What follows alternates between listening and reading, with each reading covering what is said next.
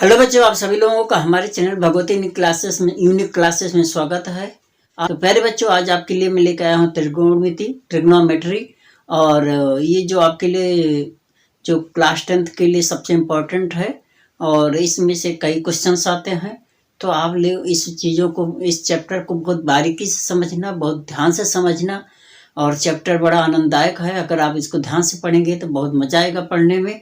तो आज हम इसको सबसे पहले इसकी बेसिक चीज़ों को समझने की कोशिश करेंगे और उसके बाद उसके एग्जाम्पल और हम एक्सरसाइज को करेंगे। तो सबसे पहले हम इसको बेसिक चीज़ समझते हैं कि चैप्टर जैसे क्लास 10th है,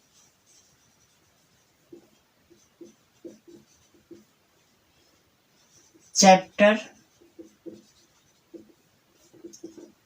8 यह हमारा चैप्टर है और इसका नाम है ट्रिग्नोमेट्री।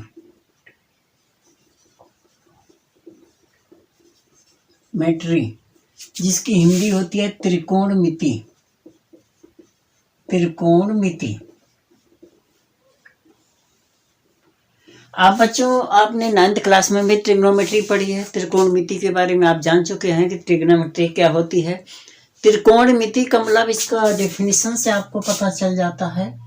अगर हम इसको तोड़ते हैं तो ये बनेगा त्रि प्लस कोण प्लस मिति। मिति, तो यहां पर बच्चों देखिए, त्रि का मतलब तीन, तीन कोण से बनने वाली आकृति। तीन कोण से बनने वाली आकृति। आकृति आप तो समझ गए होंगे। तो तीन कोण से कौन सी आकृति बनती है? और वो बनता है त्रिभुज। क्या बनता है? त्रिभुज। तो प्यारे बच्चों, क्या बनता है? त्रिकोण से, तीन कोण से बनने वाली आकृति होती है, वो त्रिभुज होता है। तो हम कह सकते हैं कि इस चैप्टर में हम त्रिभुज या के बारे में या ट्रायंगल के बारे में पढ़ेंगे। और यहाँ पर ट्रिग्नोमेट्री या त्रिकोणमिति का मतलब हो गया, इसमें हम त्रिकोण के तीन कोणों से बनने वाली आकृति के बारे में हम चर्चा करेंगे और सीखेंगे। तो इस चैप्टर में जो भी सीखना है, तो जो भी हम त्रिभुज लेंगे वो हमेशा समकोण त्रिभुज लेंगे। देखिए, ये समकोण त्रिभुज है और हमेशा बच्चों हमें एंटी क्लॉकवाइज चलना होता है। घड़ी हमारा लेफ्ट टू राइट चलती है, लेकिन जो हमारे पॉजिटिव एंगल होते हैं, जो त्रिकोणमिति के कोण होते हैं, उसको हम एंटी क्लॉकवाइज में बनाते हैं और वही सबसे सही माना जाता है। ये आप देखें, और ये आपका, ठीक है, ये एंगल एक्यूट एंगल होगा, तो ये इसको हम थीटा मानते हैं और ये हमारा 90 का निशान है। अगर ये ए है, ये बी है, ये सी है, तो ये समकोण त्रिभुज है, जिसको हम समकोण त्रिभुज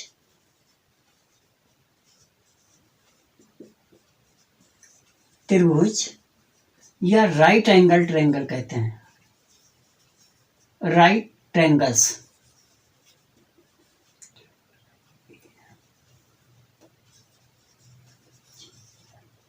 राइट ट्रायंगल, समकोण त्रिभुज। यहाँ पर ये हमेशा 90 होगा, ये दोनों एक्यूट होंगे। एक्यूट का मतलब इन दोनों का जोड़ 90 होगा। अब कोई कितना हो जाए, लेकिन जोड़ 90 ही आएगा। ये कितने भी डिग्री का हो सकता है दोनों।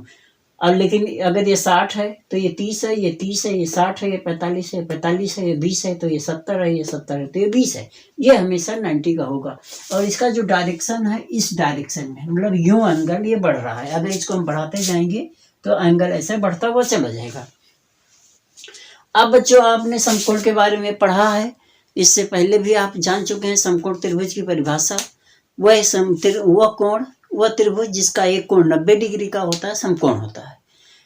त्रिभुज तीन प्रकार के होते हैं, समकोण, न्यून कोण, बाकी अधिक कोण होता है, और भी तरह के होते हैं। तो हम यहाँ पर बेसिक समकोण के बारे में चर्चा करेंगे और इसका ही हम यहाँ पर एक्सप्लेनेशन करेंगे। तो आप बच्चों जानते हैं कि हमेशा जो एंगल हम लेते हैं, जो एंगल लिया जाता है, जिस कोण की तरफ से देखते हैं, उसके सामने की जो भुजा होती है वही लंब होता है। तो जैसे हम इस कोण को ले रहे हैं, तो इसके सामने की अपोजिट भुजा जो होती है, इसको हम लंब बोलते हैं। और परपेंडिकुलर इंग्लिश में बोला जाता है, परपेंडिकुलर।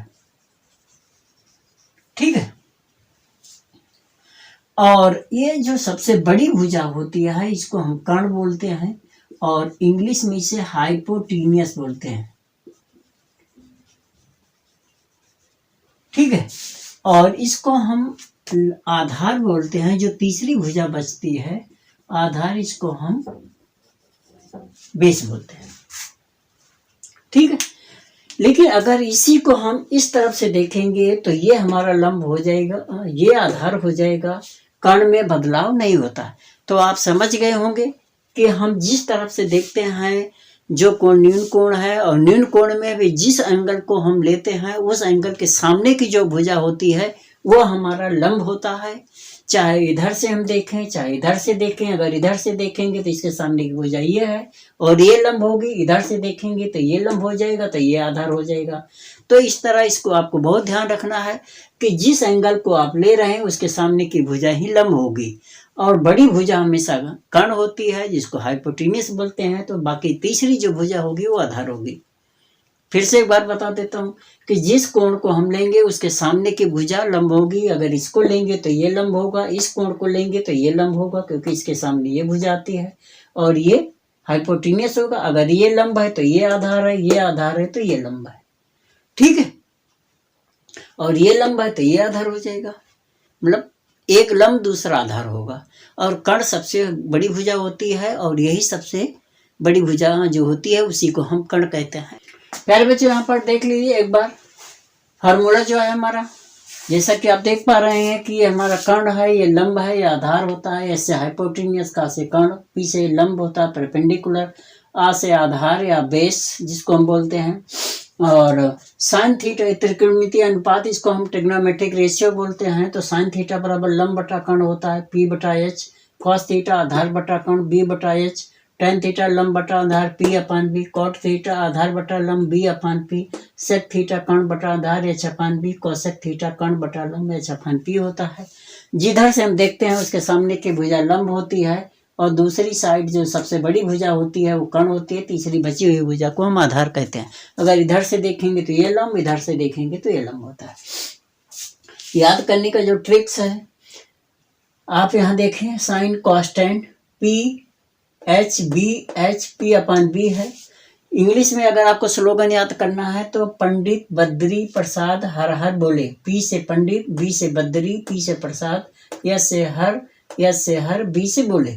या पाकिस्तान, पी से पाकिस्तान, बी से भूखा, पी से प्यासा, एच से हिंदुस्तान, एस से हरा और बी से भरा।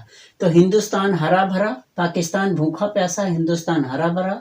और ऊपर वाले के लिए नीचे का श्लोक मतलब इतना पान इतना होगा, नीचे से देखना है तो इधर का इधर के डायरेक्शन में होगा।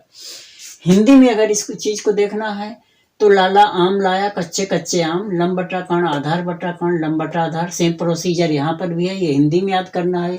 और इसको आसान करने का बहुत आसान तरीका याद करने का, इसको आसानी से आप याद कर सकते हैं। और इस एक्सरसाइज में हम इस फार्मूले को और पाइथागोरस के फार्मूले का यूज करके हम इसके जो सारे क्वेश्चन को एक्सरसाइज के एग्जाम्पल और उदाहरण को करेंगे। तो आप सभी लोगों से निवेदन है कि आप इस वीडियो को जो है, वीडियो में जितने भी हमने टॉपिक्स बताए हैं उनको बहुत अच्छी तरह से याद करें, समझें, समझने की कोशिश करें और याद भी करें। और आपके एग्ज़ाम के लिए जो बहुत महत्वपूर्ण है, इस चैप्टर से क्वेश्चन बहुत आता है। तो आशा करता हूँ कि आप सभी लोग हमारी बातों को समझेंगे और इसका भरपूर आप लाभ उठाएंगे। तो आपको वीडियो अच्छा लगे तो चैनल को सब्सक्राइब करना, ज़्यादा से ज़्यादा लोगों के बीच में शेयर करना, लाइक कमेंट जरूर करना। वीडियो देखने के लिए धन्यवाद।